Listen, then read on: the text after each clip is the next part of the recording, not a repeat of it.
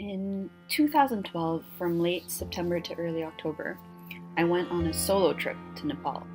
Nepal had been on my bucket list for years, and so I thought, well, there's no better time than the present. I really had very little to lose.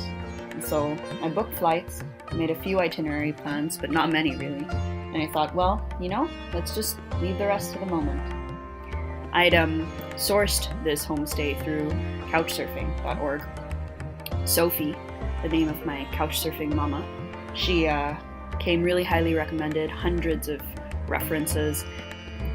I had no expectations and no clue what I was about to get myself into. I was picked up at the airport by Vishnu. He's a veteran tour trekking guide and actually my homestay mother's, Sophie's, life partner. I sat on the back of his motorbike with my hiking pack strapped to me and got my first taste of the city. I was planning a trek for the next day, but I had about 4 hours between that moment and the evening, nightfall basically, to explore. It's ill-advised to stay out past dark because there's no electricity and lights all go off and there are no street lights. The bus system in Kathmandu is interesting, to say the least. Mostly made up of makeshift white prehio vans with their doors falling off and signs written exclusively in Nepalese to tell you where the buses are going. And bus stops, they're not really marked. You kind of just have to flail your arms or whistle as one drives by. It's really hard to keep up.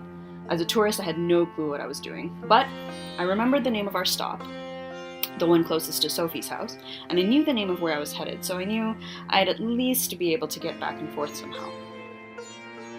So the first Nepalese landmark that I made it to was Big Buddha.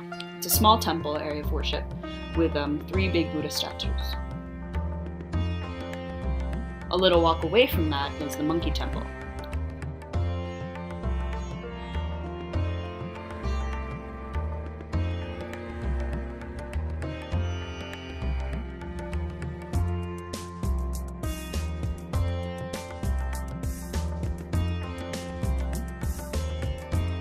I must have spent about 2 hours there in total, and I realized I was a little late.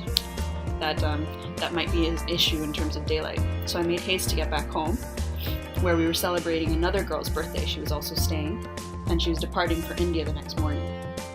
We had homemade paneer and chicken. Paneer was wonderful and gave me just enough strength for what was coming next, my trek.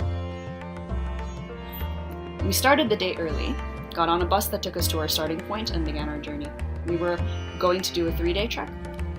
The first day would involve walking through the valley and mountains from Kathmandu city to Chisapani, at which point we would stop to rest overnight at a tea house and catch the sunrise over the Himalayas before continuing our journey to Nagarkot. That first day involved moving through lots of tiny towns throughout the mountains.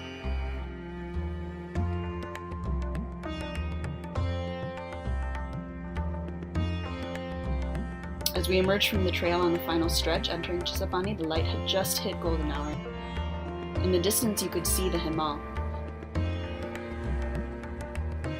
That night, we feasted on chapati and momos, Nepalese dumplings made with your choice of meat. Mutton or chicken was my favorite, served with the Nepalese version of patatas baratas. Don't know how else to describe that. And a pinkish light sauce and a spicier chili sauce. Everything was delicious. And all of this, of course, with the standard milk masala tea, fresh. When I woke, I had a spider bite on my arm and felt really heavy-headed and sleep-deprived, but outside, the first rays of light beckoned. I stepped out onto the balcony with my camera and witnessed that long-awaited, highly hyped-up sunrise.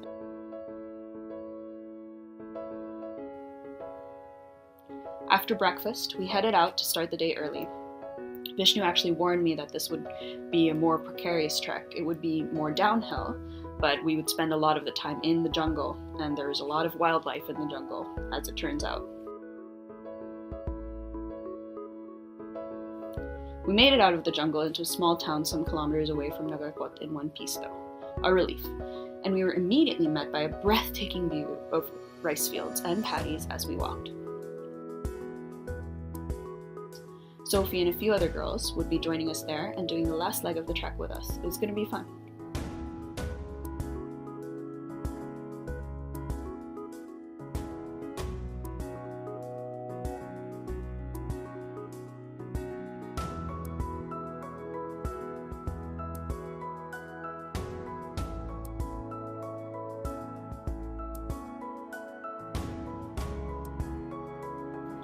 That night we stayed at a real lodge, and it cost about $8 each a night this time.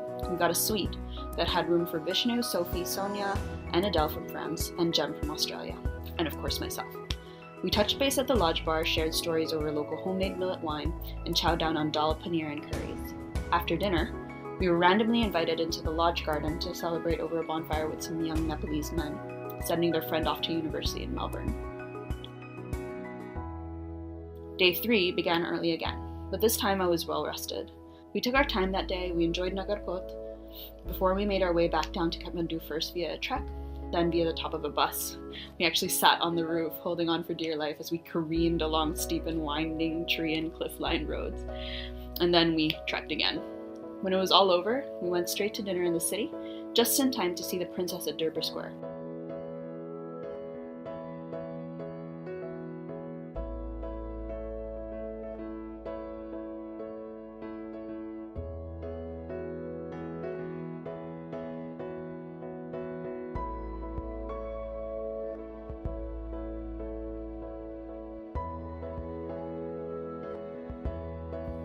They reveal her there once a year at Durbar Square in Patam. It's a massive festival where locals gather and celebrate and call out and dance.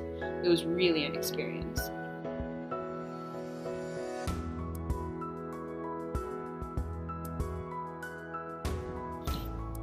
The next morning was my last day on this short trip. It was too brief a treat, but it was incredible.